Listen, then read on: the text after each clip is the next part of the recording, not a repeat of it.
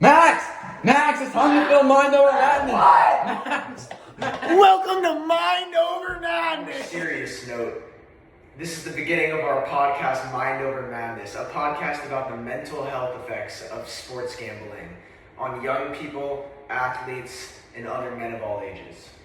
I'm Anderson, and this is Max, and today we're going to be talking about the craziness of sports betting, and why watching the game just isn't enough anymore. You know, gambling is addicting. It has effects on depression, anxiety, even memory, as you'll see later on in the podcast. We're going to show you exactly why and how to avoid it in this new day and age. Now, we might not show you exactly how to avoid it, but we can tell you why you should avoid it. Alright, so Max, we've been talking about how sports betting can harm your mental health, but it's not just about the people placing the bets, right?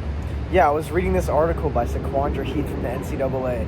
She basically said that even student athletes are feeling the pressure from betting.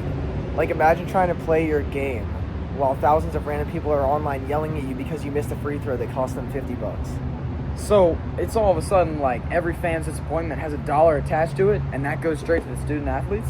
Yeah, it's wild. And then there's this guy Katz from the Browning School. He talks about how insanely easy sports betting is for young people now, and he even admits how he used to mess around with it himself. Dude, that makes so much sense. It goes from $5 bets, but then you're checking Knicks games at 3 a.m. Yeah, he said it's especially dangerous because it becomes this habit that sticks in your brain. Like, it's not even about the money after a while. It's about the rush. You know what? I think I saw something about that. Poet Larson from the American Institute for Boys and Men, longest name ever, awesome. I think he broke down how sports betting hits young men especially hard. He had numbers showing how it leads to more stress, anxiety, and even economic issues. Basically, betting is supposed to make watching sports more exciting, but it ends up making your life way more stressful. So the takeaway here, sports betting looks fun, but in the end, it comes back to bite you. Or as my dad would say, the house always wins.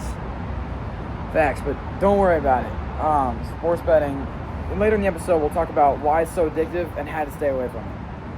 Okay, so now that we've established that sports betting can make you feel like your brain's running a marathon and didn't sign up for it, let's talk about why. Like, what's going on in your head when you can't stop checking these odds? This is the science part, but don't worry, we're not going to tell you all the science. We're just going to tell you why you bet on college hockey at 2 a.m. Exactly. So basically, your brain releases dopamine.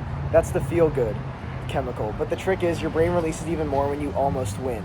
It's the same thing that keeps people hooked on slot machines or scrolling on TikTok. Dude, that makes so much sense. So it's like your brain's saying, we're so close, just try it again. And then you just keep going. Exactly, and that's where the stress and anxiety start piling up. Poet Larson actually pointed this out, that emotional roller coaster of winning and losing is exhausting, especially for young men who might already be under the pressure to win in other parts of life. Plus, if you're betting money you don't have or money you need, it becomes a constant cycle of guilt, stress, and then you're just panicked. You're basically just trading long-term peace for 5 seconds of dopamine. But Max, it's not gambling if I'm good at it. Yeah, that's what they all say before deleting the DraftKings app for the 5th time. Dude, the crazy part is the industry knows how to keep you hooked. All those flashing graphics, notifications, free bets, dude. It's all designed to keep you on a leash. So basically your brain's playing defense while the app's running offense. Great analogy, dude, but don't worry. In this next segment, we'll get into how to actually fight back. Like how to enjoy sports without betting on them or letting it control your brain. Yup. You know, Max, I've been thinking, and you know what I've come to realize? See this? Memory care. That's where you'll end up if you keep sports betting. With money you don't have, but money that you need. Max! How'd you get here? I don't know. I think sports betting got me here. I got kidnapped by my bookie. Did you hit? Memory care facility. As you saw in our previous examples, you can end up in a memory care facility if you keep betting. So Max, we've talked about stress, anxiety, panic, and what happens to your wallet, but sports betting can actually mess with your memory. Wait, so you're telling me betting on football can make me forget stuff? Because that actually explains a lot about why I forgot my mom's birthday last year. I mean, I think that's just a you problem, but in reality, when you're constantly looking at bets, constantly making parlays, your brain goes to this over-reward mode system, basically, where you're just constantly chasing dopamine over long-term focus, which can really mess with how you remember things. Right, it's like your brain's too busy screaming, did I hit that parlay, to remember your friend's name. Exactly, like what Poet Larson says in the NCAA article. that stress and adrenaline from gambling actually can overload your memory. Basically, the more emotional chaos, the harder it is for your brain to store and recall information. So you're like trying to study while someone's yelling play-by-play commentary in your head? Yeah, and that constant cycle of hit and lose and win again, it messes with your concentration too. And you start forgetting assignments, deadlines, things like that. So not only are you broke, you're also confused. That's a deadly combo. Pretty much. Your brain's reward system and dopamine levels just get hijacked. It remembers how you got the rush, but not why it happened. And over time, that just leads to less focus. And that's especially dangerous for students or young athletes who are already juggling schoolwork and social life. You don't want your GPA suffering because you were too busy to remember the odds of the formulas. Exactly. So sports betting isn't just a money or stress problem, but it's actually changing the way your brain files work. Exactly. Max, what's wrong? He recommended me for a sports betting app and I lost all of my money! Alright. One more thing about sports betting is that once you lose all your money, which is inevitable, because sports betting companies win 97% of the time in the long run, it nags you to recommend your friends to sports betting for bonus bets, which leads to the same effect. They ask you to refer a friend using a referral link. They make it seem innocent, like just get your friend on the app so he can bet too. In sports betting, this is this fun thing, this innocent thing that, you're just trying to add a little bit of a spark to the game. But in reality, they're just trying to pull in more customers to get more people addicted to the game. All right, today we're going to be showing you exactly how the life cycling of gambling happens. So first it starts with you. Anderson is going to be the person who says you. All right, so we have you. And then you gamble a lot. But then you lose all your money.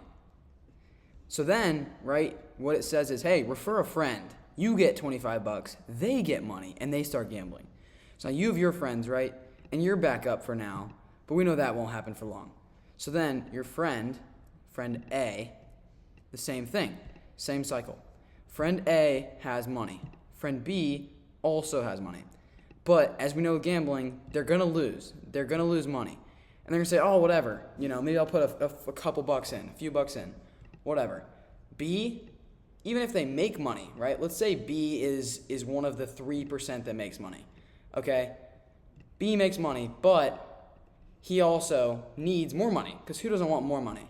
So B recommends friends. And the cycle persists. So you have all your friends, everyone that you know will just eventually start gambling. And even if some of them win, it doesn't matter because if this guy wins, right, these two, wow, anomalies, right, and then C loses, there's going to be way more C's and A's and B's than there are going to be winners. So like it is, everyone loses in the end, and the gambling companies keep winning. As our testament to making this podcast, we're both removing the Prize Picks app. Because on a more serious note, we wanted to talk about how bad it can actually be for you. So He's removing the app. He just deleted it. it's gone. Re-download the app.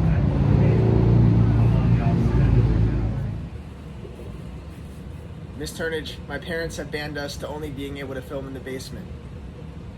Thank you for understanding. That was our podcast. We were just trying to inform the youth about the mental health effects of sports gambling.